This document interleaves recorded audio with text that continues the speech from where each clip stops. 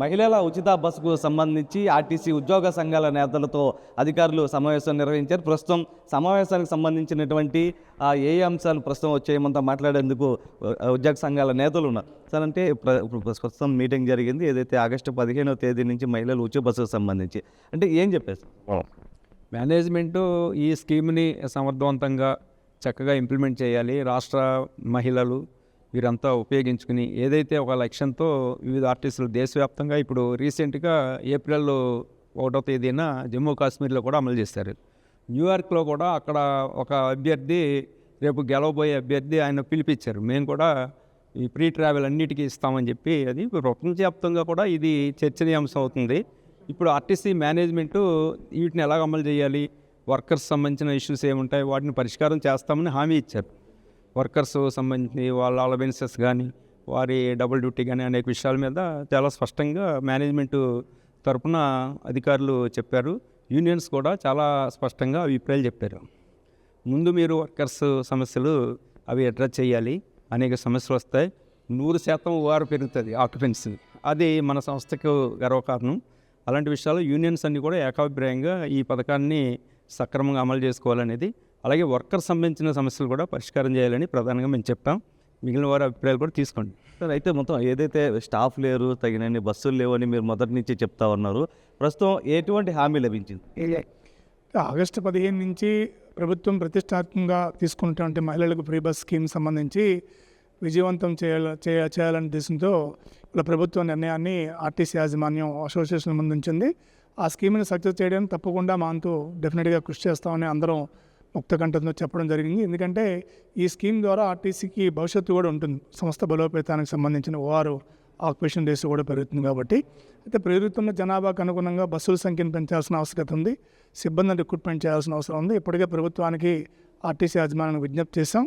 తప్పనిసరిగా బస్సులు సంఖ్య పెంచాల్సిన అవసరం ఎందుకంటే ఇవాళ 74% ఓఆర్ ఉంది, 94 నుంచి 100% వరకు ఓఆర్ వస్తుంది. కాబట్టి బస్సుల సంఖ్య పెంచాలి, అలాగే సిబ్బంది రిక్రూట్మెంట్ కూడా చేయాలని ప్రభుత్వానికి విజ్ఞప్తి చేశాం.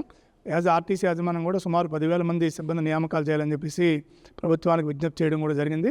ఆన్ కాల్ డ్రైవర్ని ప్రస్తుతానికి రిక్రూట్మెంట్ చేసుకొని వాడాలి. ఆన్ కాల్ డ్రైవర్ల వ్యవస్థ ఉద్యోగ భద్రత పెద్ద ఇబ్బందికర పరిస్థితి, నిరుద్యోగులు కూడా ప్రతి ప్రయోజనం ఉండదు. కాబట్టి వాళ్ళకే రెగ్యులర్ ప్రాతిపదికన ప్రభుత్వం ఇవాళ 20 లక్షల ఉద్యోగాలు ఇవ్వాలని ఆలోచన చేస్తుంది. కాబట్టి వాళ్ళకు కూడా ఉద్యోగాలు ఇచ్చే విధంగా ఆర్టీసీలు చేస్తే కొంతమంది నిరుద్యోగ యువతకి, బడుగు బలహీన వర్గాలకి ఉపాధి కలుగుతుంది. కాబట్టి ఆ విధంగా కండక్టర్, డ్రైవర్లు, మెయింటెనెన్స్ ఖాళీలని ప్రభుత్వం నోటిఫికేషన్ ఇచ్చి రిక్రూట్మెంట్ చేయాలి. ఇవాళ ప్రభుత్వం నోటిఫికేషన్ ఇచ్చినా ఆ రిక్రూట్మెంట్ ప్రాసెస్లోకి వస్తే కనీసం 6 months పడుతుంది. కాబట్టి ఆ విధంగా ప్రభుత్వం చొరవ చేయాలని చెప్పేసి ఏపీపీటీడీ ఎంప్లాయీస్ తరఫున ప్రభుత్వానికి విజ్ఞప్తి చేస్తున్నాం.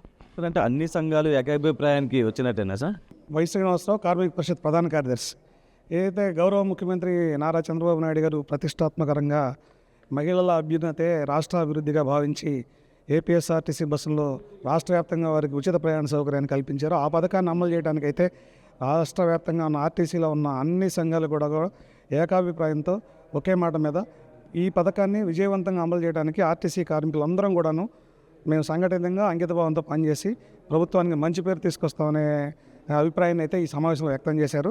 అదేవిధంగా అధికారులు కూడా ప్రభుత్వం వివిధ స్థాయి అధికారులతో వివిధ సమయాల్లో చర్చించిన అంశాలను కానివ్వండి, ఏ విధంగా దీన్ని అమలు చేయడానికి గ్రౌండ్ లెవెల్లో సిబ్బంది అరేంజ్మెంట్ కానివ్వండి, లేకపోతే మెకానికల్ అరేంజ్మెంట్స్ కానివ్వండి, ఓపీడీ ఆపరేషన్ డిపార్ట్మెంట్ చేసే ప్రయత్నాలు కానివ్వండి, వీటన్నిటి కూడా మాకు ఉద్యోగ సంఘాలకు వివరించడం జరిగింది.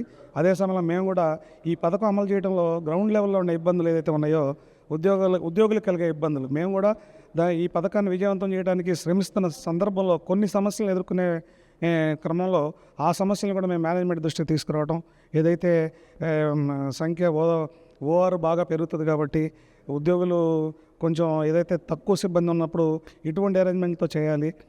ఉద్యోగులు ఈ పథకాన్ని విజయవంతం చేస్తున్న క్రమంలో గ్రౌండ్ లెవెల్లో, డిపో లెవెల్లో అధికారులతో కానివ్వండి, డిపో మేనేజర్ లెవెల్లో కానివ్వండి, లేకపోతే పబ్లిక్తో కానివ్వండి, ఎటువంటి అప్రోచ్మెంట్తో ఉండాలి, అలాంటప్పుడు వీళ్ళు ఎదుర్కొన్న సమస్యలకి పరిష్కారం ఏంటనే విషయం మీద కూలంకషంగా చర్చించడం జరిగింది.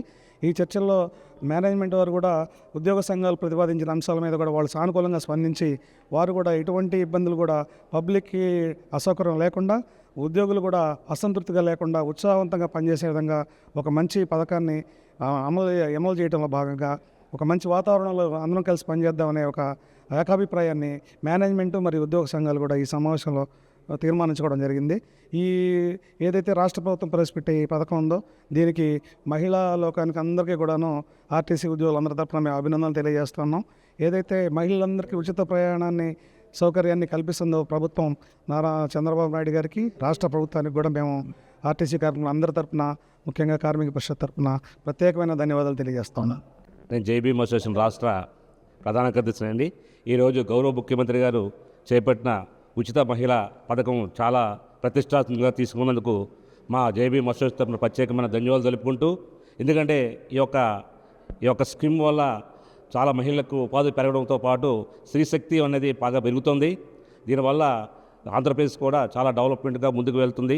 స్త్రీలు కూడా అన్ని రంగాల్లో రాణించడానికి ఈ యొక్క పథకం అనేది చాలా బాగా పనికొస్తుంది. కాబట్టి మరొకసారి కూటమి ప్రభుత్వానికి మా జేబీఎం అసోసియేషన్ తరఫున ప్రత్యేకమైన ధన్యవాదాలు తెలుపుకుంటూ, కానీ ఈ యొక్క పథకంలో ప్రెస్టేజ్గా తీసుకొని మేము ఆర్టీసీ కార్మికులందరూ కూడా ముందుకు వెళ్ళడంలో కొన్ని సమస్యలు ఉన్నాయి.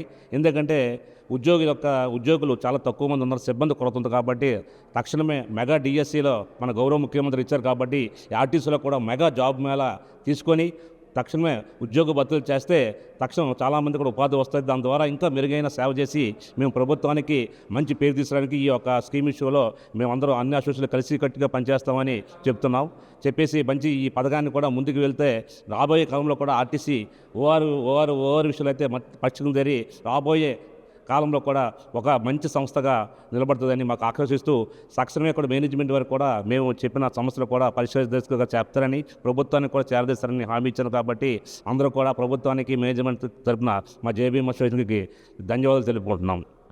ఆగస్టు 15వ తేదీ నుంచి రాష్ట్ర ప్రభుత్వం మహిళలకు ఉచిత బస్సును అత్యంత ప్రతిష్టాత్మకంగా ప్రవేశపెట్టనున్న నేపథ్యంలో అటు ఉద్యోగ సంఘాలు, కార్మిక సంఘాల నేతలు కూడా మద్దతు తెలిపినటువంటి అంశం. వీడియో పర్సన్ విశ్వనాథ్తో Narasimha, Big TV, Vijayawada. For more videos like this, subscribe Big TV channel.